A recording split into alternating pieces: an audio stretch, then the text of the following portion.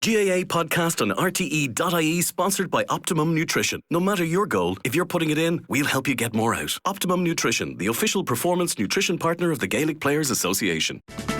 Possession crucial from this. How much longer will the referee allow? Dublin lead by a point, and there's the whistle. It's over. It's over. We earned it by winning the last two matches on the road, and that's not going to be taken away from us. But what I love in hurling, I love players that will never give in. He hits it. He hits it. It's over the bar.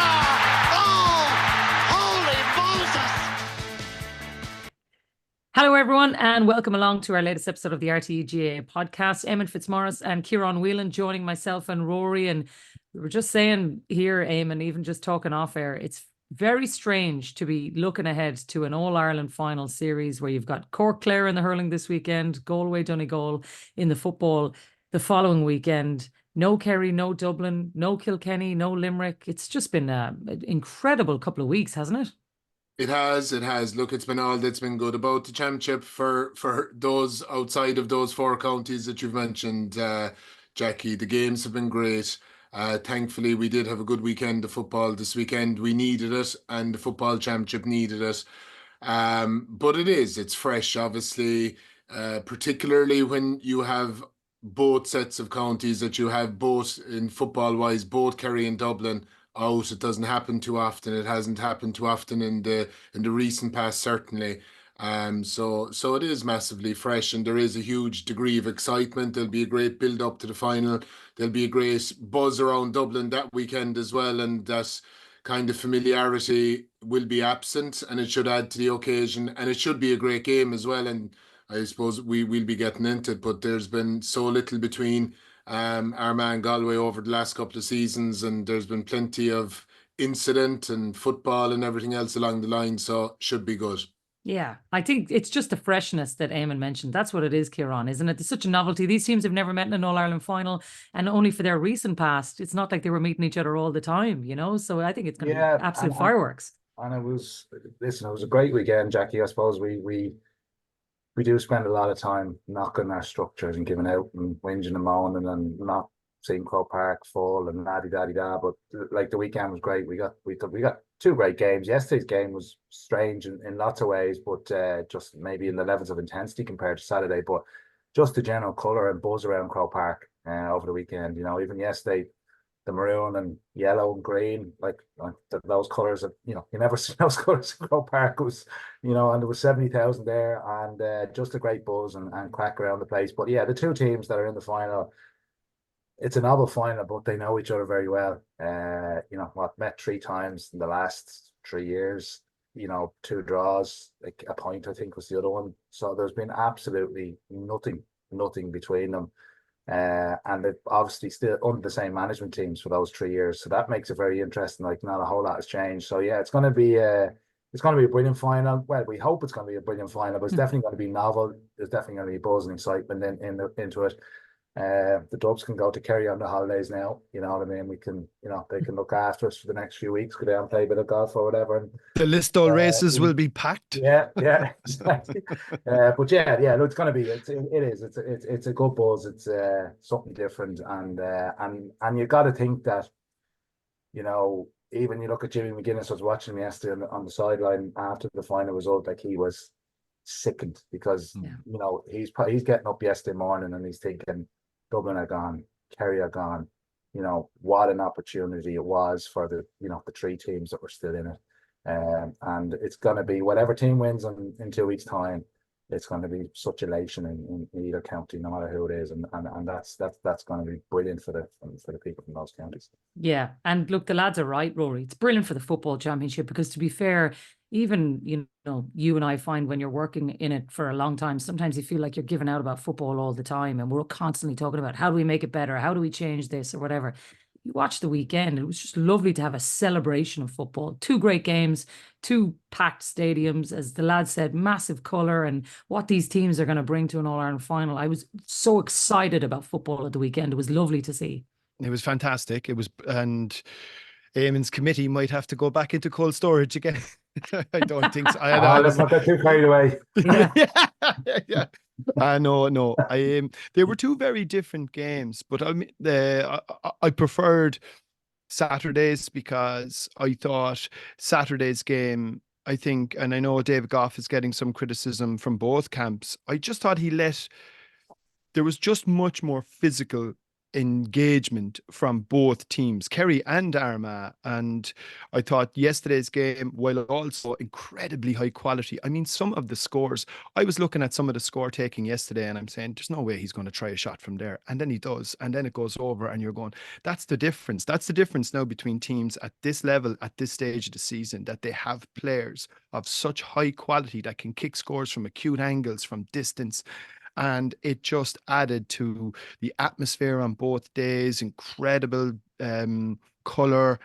Armagh, I mean, whatever about the ticket hunt in Cork, imagine what it's going to be like in Armagh. I think their support made a huge difference. I think it was a pointed reference from Jack O'Connor. And I think we mentioned it in the build-up last week, Jacqui, how support does matter. And I think Armagh drew a huge amount of energy when that game was really, when the fat was in the fryer. I think they really drew from that and it drove them on, and I think it'll be something that they look to draw from again going into the final. But two amazing games, two very different games. As I said, I thought yesterday was slightly more evasive game of Gaelic football with a referee that was maybe slightly more pernickety about certain things, but they were just brilliant. I think Gaelic football, when you allow a little bit more, when the referee can be slightly more flahuluk with the whistle and allow the game flow, I think it's just a fantastic watch. And I think that was definitely the case for certainly on Saturday and for both days. Yeah, there was a lot of that on Saturday. So let's start with that one then, Éamonn. I think Tomás O'Shea made the point yesterday on TV that the game was there for Kerry to win it in normal time and they didn't take the chances. And I'm sure that happens in every sporting occasion. You've been there long enough. You've seen it when it's in close encounters. But how will Kerry be feeling when they do wake up again this morning? Because I got the sense from Tomás yesterday that this is something that will haunt this Kerry team, that they just could not get themselves across the line. Oh, they'll be sick, Jacqui, absolutely.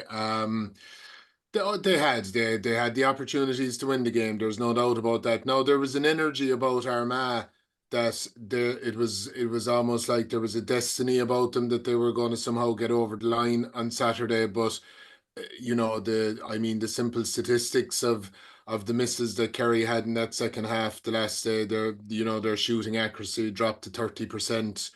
The balls that were dropping into the goalie's hands, even in extra time, right at the end of extra time, there was only 1 point in it. They kicked the ball into the goalie's hands and Armagh burst up the field for Conor Turbott's kind of insurance point.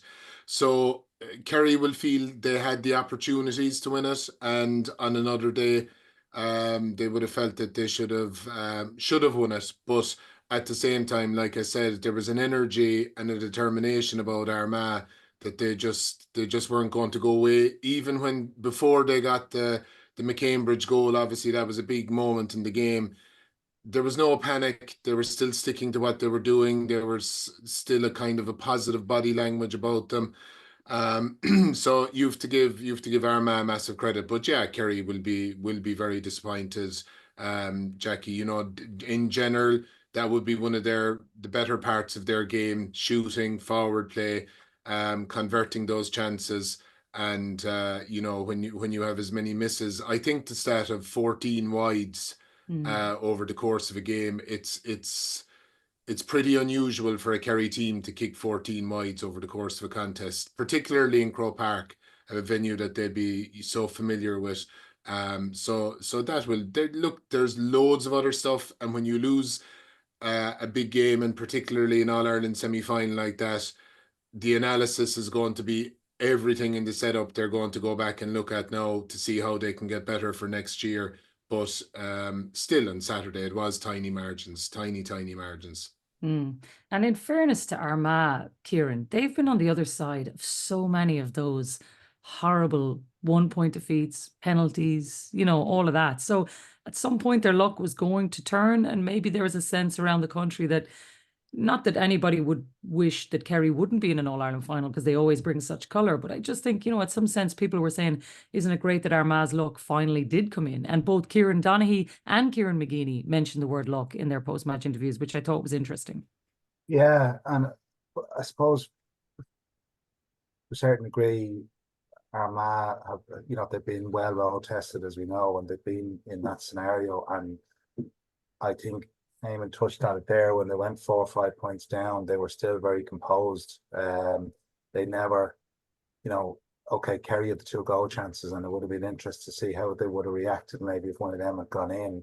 But they always go to the bitter end, and they've built up this resolve now that they haven't, like we as I said before the game at the weekend, they don't lose games, and they're so used to coming to these last 10 minutes with the game in the melting pot, knowing kind of what they have to do. They've had it so many times, and they've made mistakes, and they've obviously learned from those mistakes, and they just had to learn to get over the line. And it was very, very small margins, I suppose, in extra time.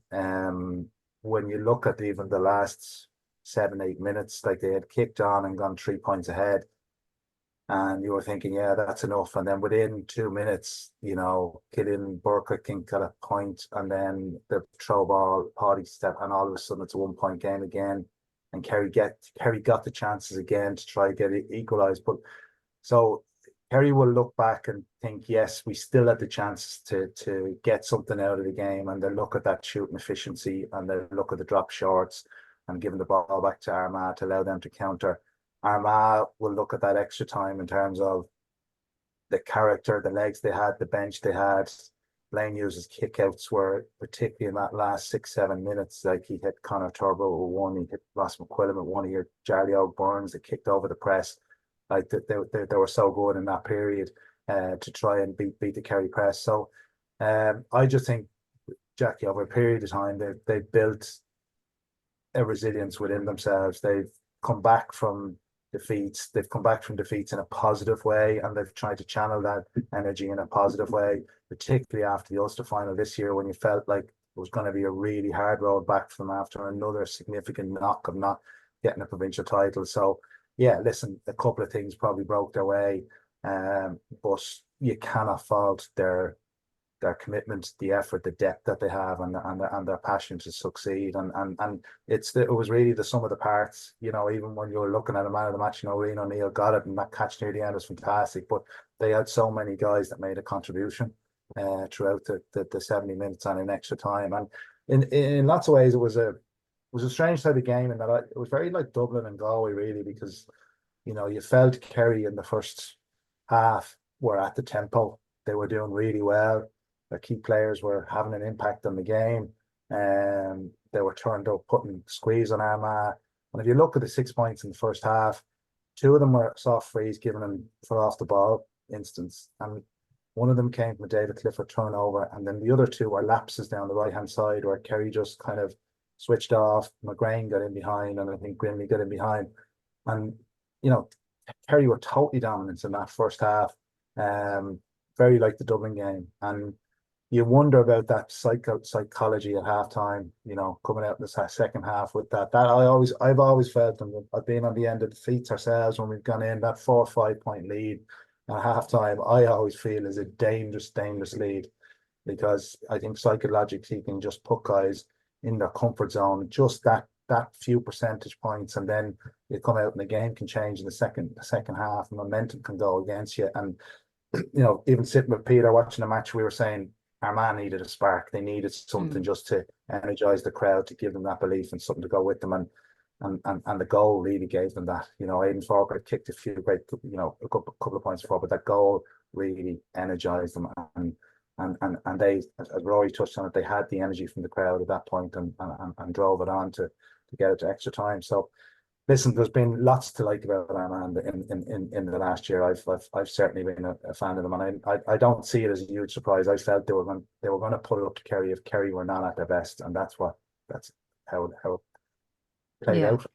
There was a nervousness, though, Rory, in the run up to it, because I think there was always a sense that Armagh were coming. It's just, I do wonder if they get the credit that they deserve for what they have built on the back of very little underage success, apart from the minors run that they've just come off the back of.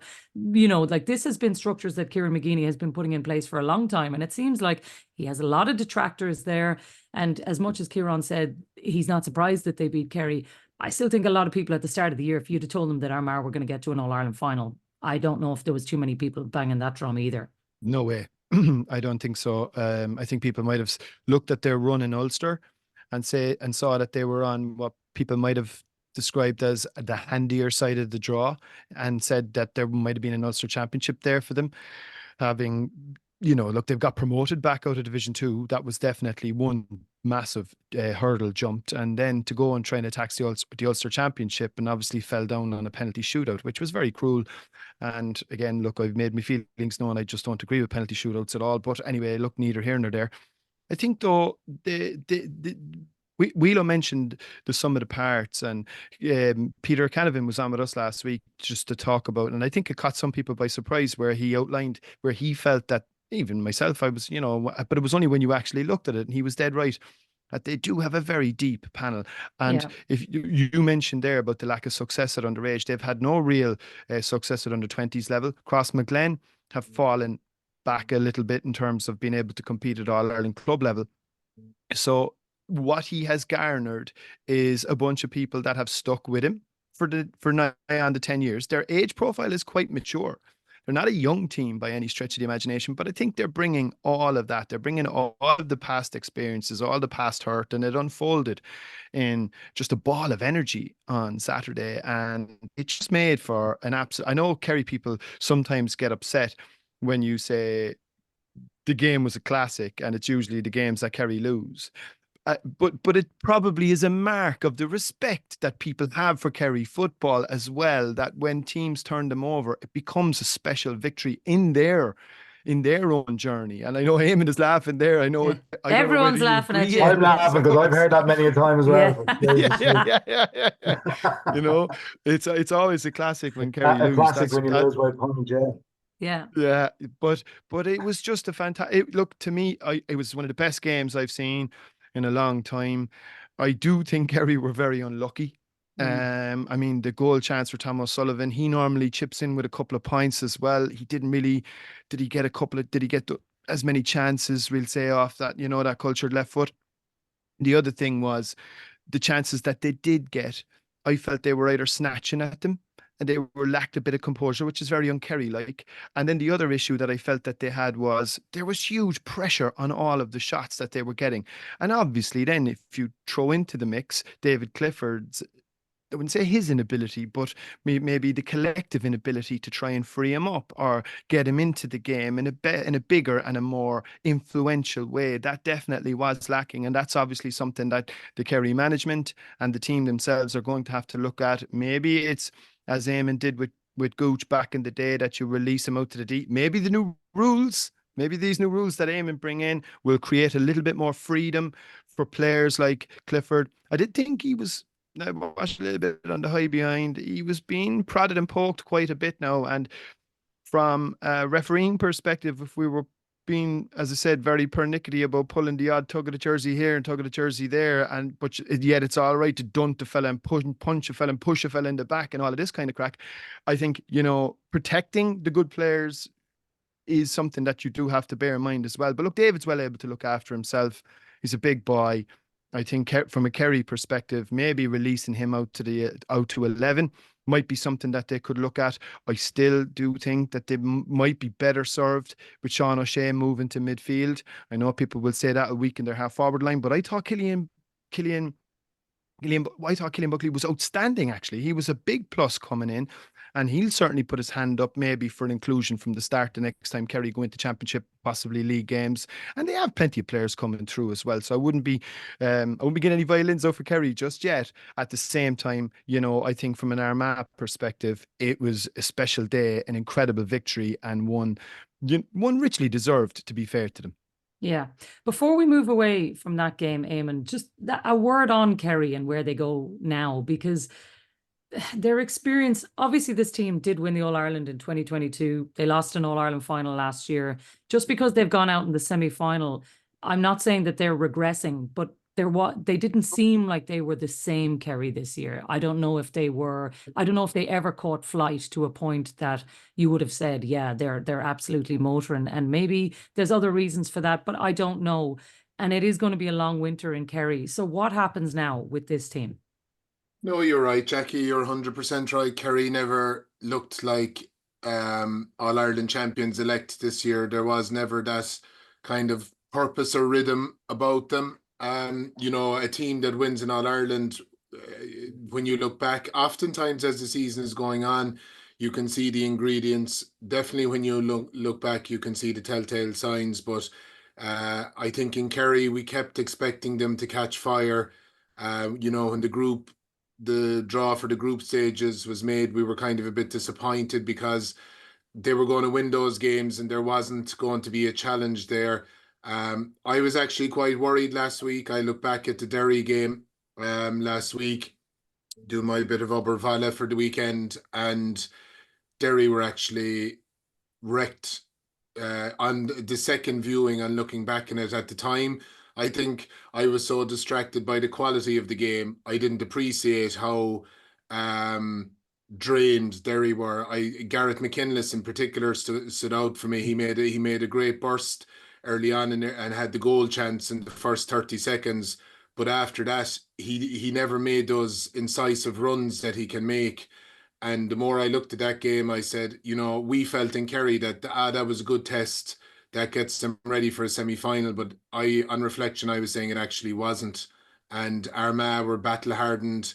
Galway at the other side were seriously battle-hardened as well for their groups. And that's why I often laugh at Sean Kavanagh in particular. He loves to say that Kerry and Dublin with their handy routes to the semi-finals and finals. And I know from being on the inside, you much prefer, if you're trying to win in All-Ireland, you much prefer a route where you're tested week in, week out, and particularly in the current structures, whereas a maximum you have a weekend off, because you just don't get to recreate those type of games and those type of scenarios in training. So I think Kerry were probably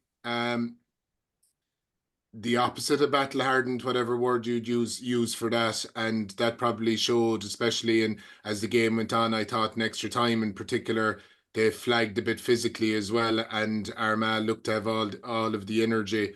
So in terms of where they go, look, where do they go? They go back to the start, Jacqui. They're at the bottom of the mountain now again.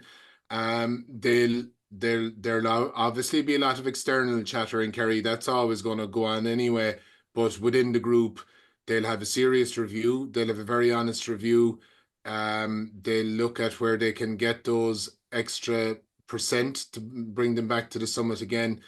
But to go back to your initial point, I think the big why they have to find is why at no stage this season did they look like themselves, other than fits and starts, a half here, a half there. But they never looked like the best version of themselves this season. And I think that's what they look to solve within the group as a management team and as a playing group. Why was that the case this year? And when we come back next season, we need to get back to where we're seeing. And obviously you don't need to be outstanding in March, but you need to see that the steps are starting to be put in place to go up through the gears as the year goes on. And it just didn't happen this year for whatever reason. Will you be leaving the phone on for the next few weeks? You get the call to come back. Do not disturb. It's funny. Like Jack, in fairness to him, said straight away after the game that he's a year to go and he's staying on, and I think he was right to say that and to quell kind of any of that chat. But a couple of people I've met, they've been saying, "Oh, you'll have to go back. You'll go back." And I'd say, if I met the same people 6 or 7 years ago, they'd have been saying, "It's time now for you to be moving on." So that conversation could change very fast, Ciaran. Can I ask you, I don't know, Jacqui, were you in there on Saturday? Not Saturday, Sunday. You were there Sunday, but the two lads were there. Just in terms of he was very pointed about the support thing, and I don't want to keep harping on about it, but it did bounce. I watched on TV. It did seem to bounce off the screen, the Armagh support in particular, and the colour. And how significant a factor would you think that was, Éamonn? Whelo, sorry.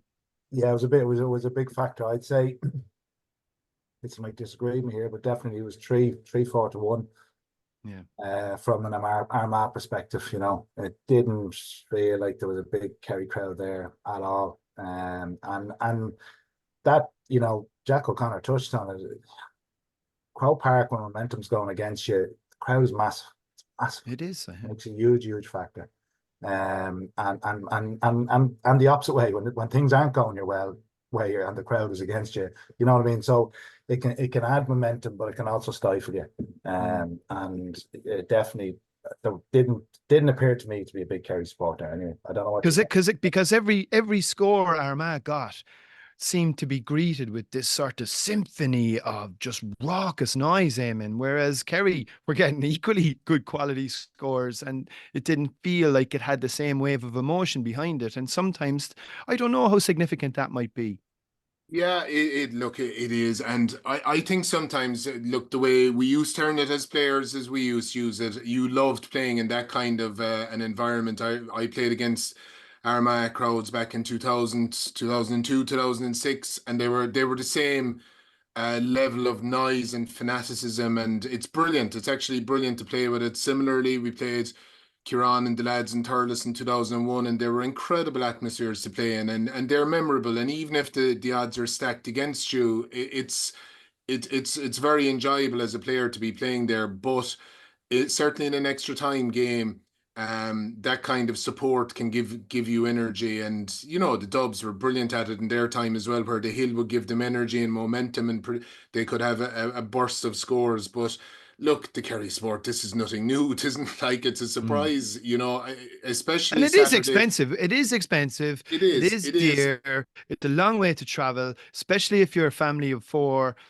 You know, travel, match tickets, accommodation, food, programs, burgers and chips, etc. So we understand that, but it just, I felt, gave Armagh a big advantage. It did. Like, look, Rory, all of that is absolutely valid, and particularly a Saturday evening game. Traditionally, it's always been the way. I remember we played Mayo on a replay in 2017 in Crow Park on a Saturday as well, and if there was few there from Kerry the last day, it was even half of that, I'd say, for that game. A very small crowd travelled that particular evening.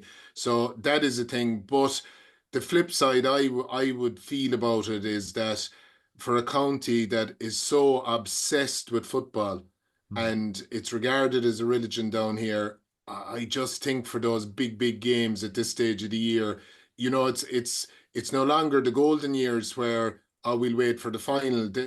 Finals don't come along every year, and especially with how competitive it is. And this year in particular, you know, the standard is quite even up there at the top. I still would have had the Dubs at the top. I still would have had Kerry in second, but that other cohort of teams, they were all around that level as well. So it is disappointing. But look, is it a factor in why Kerry lost? I don't think it is, really. I don't think it is. Like, if that McCambridge goal hadn't gone in, the crowd were kind of they were still cheering the scores, and they were still vocal and everything else. But it was that goal that really brought them back into the game as a factor, and it was like they believed from then on, and they really drove on Armagh. Yeah. Let's move on to the other game then, lads, because I am conscious we'll need to spend some time on this, given and a massive crowd at this as well. An unbelievable game as well. And I don't know if it was the John O'Mahony tribute before the game or whatever it was, Ciaran, but when I was walking into the game, I thought there was definitely more Donegal people.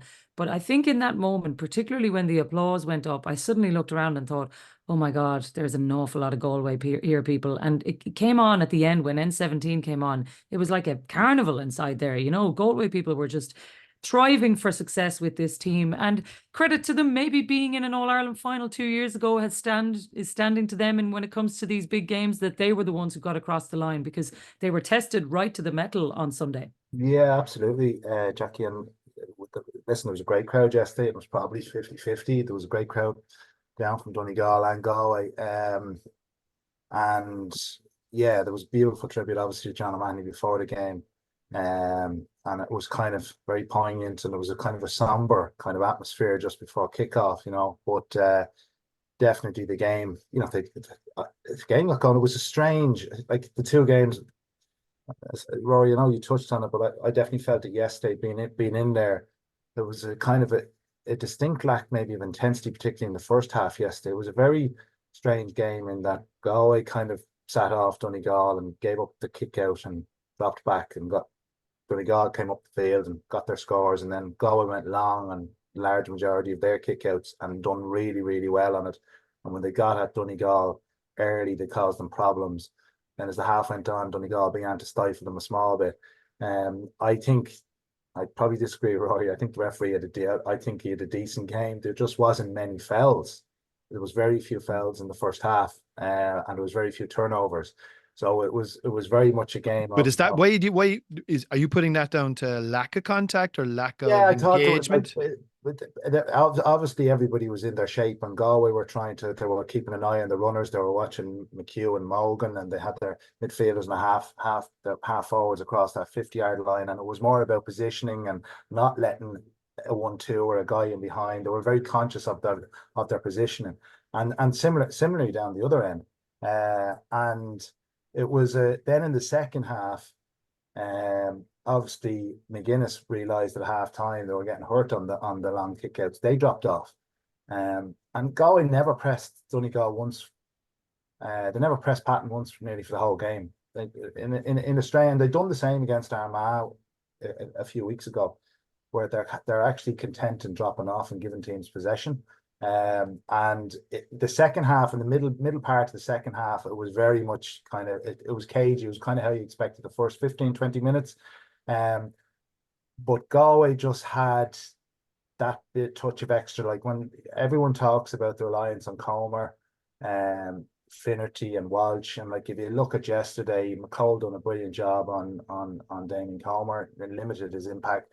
Finnerty started well, but then they put Morgan back on him and they kind of nullified his impact. Shane Walsh, was in it a small, but he didn't cause him that much. He started well, but he totally faded again, and he was non-existent really in the second half, and he could have been taken off a lot sooner than he was. Well, it was the second half. It was Dylan McHugh and Silk, Killian McDade. There was the points that they kicked. They were able to find space in around the D. They were able to get a couple of the quick hands, got them inside, and they got a few scores. And when you balance that against Donegal, I just felt were one-dimensional. They don't kick the ball and they carry it up the field all the time. And Galway were able to get into position, and they were relying on all their scores. They were relying on shooting from around the D, because Galway cut off that threat of Morgan and McHugh. They weren't getting in behind.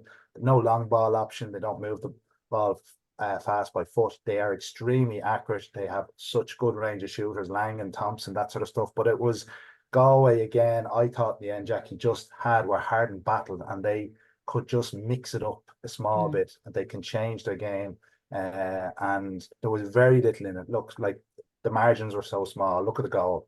The goal at the end of the day was the difference, and it was just a shot that kind of dropped a missed kick, and Tierney gets in the eye line of Patton, and it's in the back of the net. Like, there was very, very little in it, but you felt when it came to the crunch in that last 4 or 5 minutes, Galway again had the know-how and were hard and battled, and Donegal looked a little bit leggy. And taking off McBrearty, there was the last couple of minutes, it didn't look like there had many guys that wanted to take on a shot Donegal, and they were passing the ball around, and you just wonder, I know his legs are probably gone, I know he's a lot of miles on the clock, but could he generally will be the man in the past that would come in on that loop maybe and take that shot on to get the equalising score and stuff like that. But I thought Galway, on the balance of play, just deserved, because they can mix it up a bit.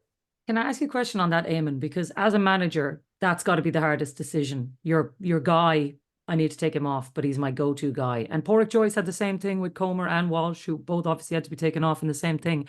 But McBrearty, you felt his presence is lacking there at the end when they needed him. And Owen Bawn Gallagher has obviously gone off as well, so they're missing a bit of key leadership around there. But how do you rankle with that decision of, I've just got to do this because I think it's better for the team? Yeah, it's an interesting one, Jacqui. And again, look, I've been on the right and the wrong side of substitutions. And you're a hero when you win, Yeah. And when you get it right, it's geez, that genius. Was siding of the game, genius. And then but yesterday when McBrearty came off, that has been the pattern, and McGuinness has that, as part of his kind of template of management, certain players come off at certain times, certain players come on at certain times. That's, that's one of his attributes, or one of the kind of things that he brings to the table. But yesterday, McBrearty was playing well enough. He didn't look to me like he was gassed. He actually, in the other games when he's come off, he's been very accepting of it, because I'd say he was out of juice. He was cranky enough looking coming off yesterday, because I'd say he felt he had a bit more. So there is the day that preordained substitution. You have to trust your instinct, and you have to say, do you know what? Leave him there today. He's doing enough. And like, as Ciaran said, that bit of leadership in that loop at the end, because he's done it so many times in those clutch moments as well, not just in general playing, clutch moments at the end of games.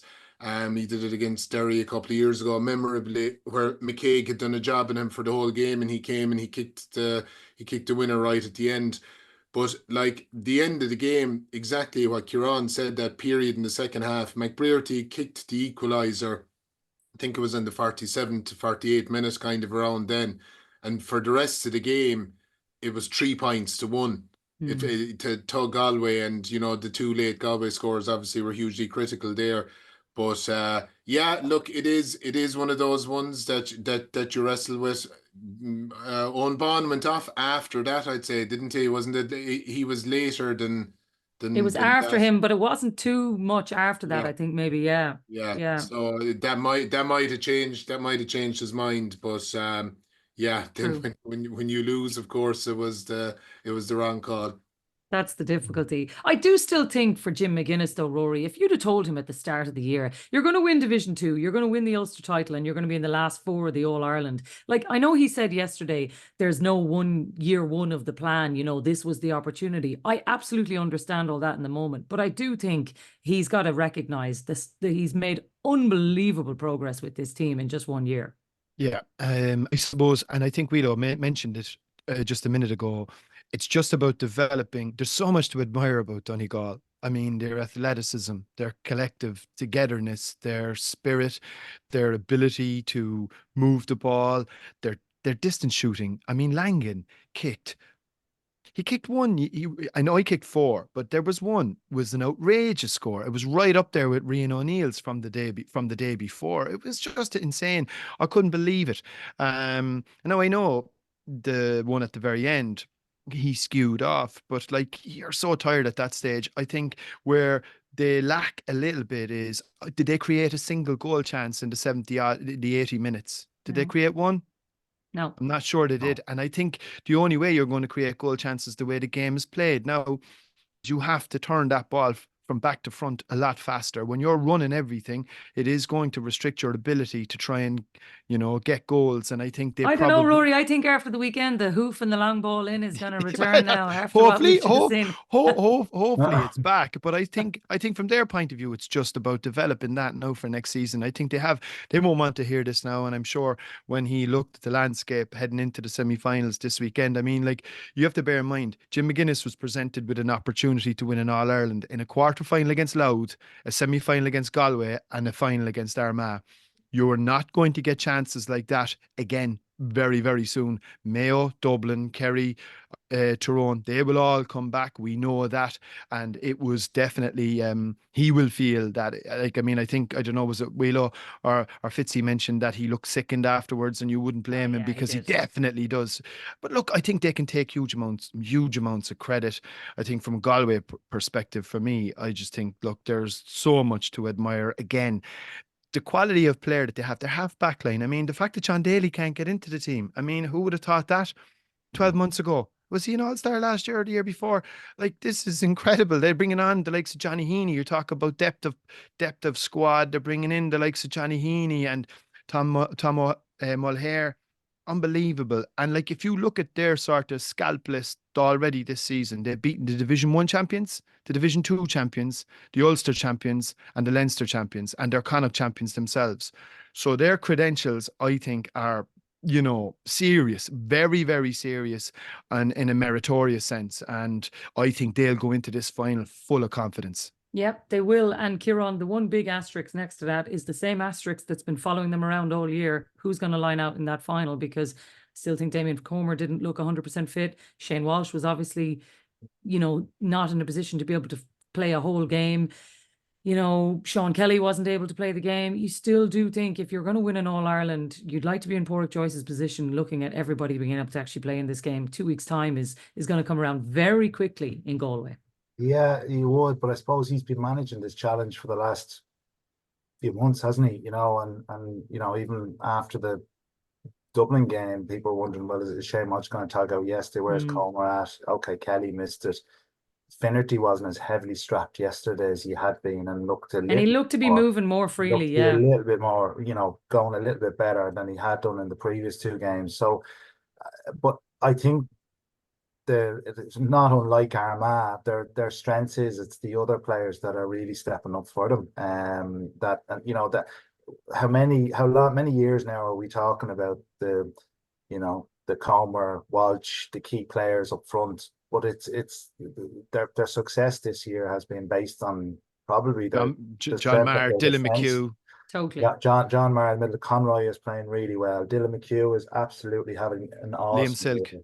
Liam Silk is playing out of his skin. Well, Ciaran, Johnny McGrath, they're not they haven't conceded any goals. They only can, they're very, very solid at the back. Conor Gleeson, to his credit yesterday, kickouts were excellent. So it's Ciaran Darcy has made an impact even when he's come in kind of for Sean Kelly.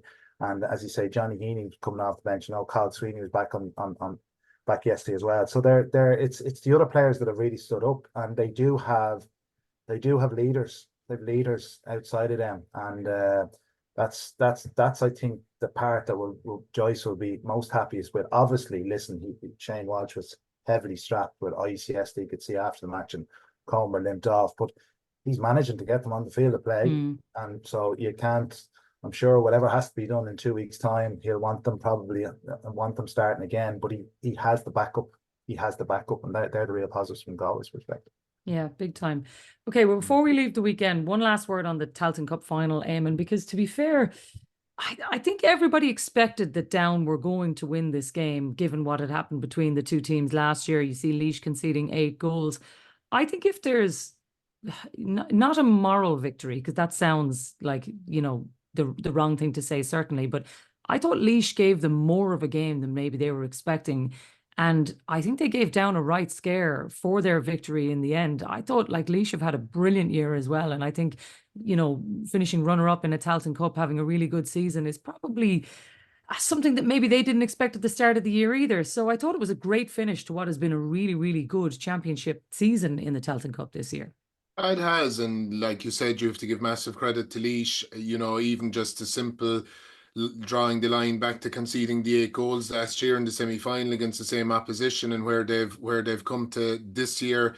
I think Justin McNulty afterwards was very kind of accepting of the result, and at the same time knew that they had put great building blocks in place this year for next year. And for Down, there was a thing, I know there was mentions about losing the Croke Park games, but I read a thing this morning. I think that since '94, since they had won the All-Ireland in '94, that they'd lost something like 12 or 13 finals, in the meantime, between, I suppose, Ulster finals and league finals and whatever else along the way. The Tailteann Cup final last year. So for them to just get over the line, they have a young group as well, based on that kind of 2021 under 20 Ulster team. Oran Murdoch, Danny McGill, Sheelan Johnson, Paddy McBrearty, John McGovern, those guys, they're all a very good age now. They're after getting the win under their belt. To be fair to Westmeath, and I suppose the way that they have developed since and the way that they've competed, while probably not getting the wins that they maybe deserved, they've competed manfully at the Sam Maguire level. That'll be the model for Down. And a word on Conor Laverty as well. He's a serious operator, and he's very good, very calm, doesn't make it about himself. He's done a great job in Down as well. And I would say, as well as his coaching acumen and the difference he's made there, he's reunited the county as well because of his Kilcoo background. That there was that bit of an edge, an edge to the kind of the Kilcoo versus Down thing. And by him going in there, that just was gone from the conversation, and it is reunited a great football county, and he's done a great job. So that win could actually set them free, because they were playing those big games in Croke Park like there was a huge weight because of the tradition they have and the expectation that's within the county, particularly when they get to Croke Park. But that could liberate them now, a win like that. Yeah, well, it's huge for them because they're playing Sam Maguire football next season as well, which is the biggest prize of them all. We're going to leave it there, lads, but thoroughly looking forward to an All-Ireland final. Jacqui, yeah, I'd say just one last thing there. I know tickets for the match are hard to come by, but what are tickets like for up for the match, given the four counties involved? You're looking for one, Rory. Are you being plagued? Lads, it is like a circus, honest to God. Like, That's great, do you know what? It is fantastic. But I think in all the years, and I've only been doing Up for the Match since 2019, and like obviously you've all have your experiences of it and whatever and what it is. But this year, there is such excitement, even when you ring the panelists about, I can't wait, I'm coming up on the Thursday. Like, I think everybody's just really, really looking forward to it. So it's going to be a magic couple of weeks, lads. I cannot wait. So we will be back on Thursday to look ahead to an All-Ireland hurling final. Myself and Rory will try to be as unbiased as we possibly can from the Cork. We're going to say you better get some balance on board for the first time ever. But yeah, we're looking forward to that on Thursday, and then we'll be back with the lads the following week for the All-Ireland football final. So Éamonn, Kieran, thanks a million for being with us, and to everyone else, thanks so much for listening. We'll talk to you later in the week. GAA Podcast on RTE.ie, sponsored by Optimum Nutrition. No matter your goal, if you're putting it in, we'll help you get more out. Optimum Nutrition, the official performance nutrition partner of the Gaelic Players Association. Possession crucial from this. How much longer will the referee allow? Dublin lead by a point, and there's the whistle. It's over. It's over. We earned it by winning the last 2 matches on the road, and that's not going to be taken away from us. But what I love in hurling, I love players that will never give in. He hits it.